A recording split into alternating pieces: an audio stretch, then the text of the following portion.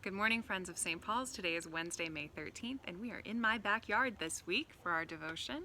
I wanted to read to you from Psalm 46, the psalm on which a mighty fortress is our God is based. God is our refuge and strength, a very present help in trouble. Therefore we will not fear, though the earth be moved, and though the mountains shake in the depths of the sea, though its waters rage and foam, and though the mountains tremble with its tumult. There is a river whose streams make glad the city of God, the holy habitation of the Most High. God is in the midst of the city. It shall not be shaken. God shall help it at the break of the day. The nations rage and the kingdoms shake. God speaks and the earth melts away.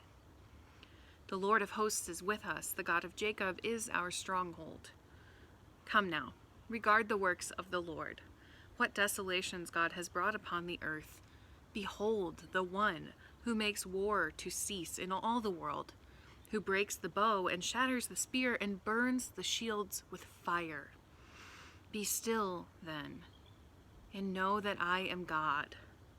I will be exalted among the nations. I will be exalted in the earth. The Lord of hosts is with us. The God of Jacob is our stronghold. This week I wanted to share this psalm with you because I think it's a really beautiful and helpful reminder that our God is trustworthy. We've been thinking a lot recently in our house about what it means that God is faithful and that we can trust God's promises. What is faithfulness from God, and what does that look like? Does it mean God will solve our problems or create new circumstances where everyone can flourish, create opportunities immediately to have the virus go away and life to go back to normal? I don't think so. I think that God's faithfulness means that God will act in relationship to God's character. God will be loving, kind, creative, present. That God will imbue us with the Spirit to help us reach out to one another, to connect, to love, to serve, even in times that are very challenging, that may not be changed immediately. Ultimately, I believe that God's dream for the world is healing and wholeness. Shalom is the Hebrew word that means this peaceful wholeness that God intends for all creation, for all people, for all animals, all plants, the whole cosmos. God's faithfulness is God's commitment to those promises, to that shalom, that wholeness. And our response to God's faithfulness is to be part of it.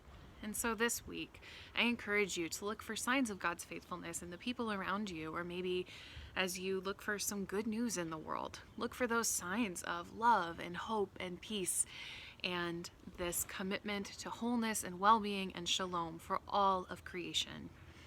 And if it's hard for you to find those things right now, I encourage you to spend some time with Psalm 46, whether the beginning where we hear that God is our refuge and our strength, our very present help in time of trouble, or at the end where we are encouraged to be still and know that God is God.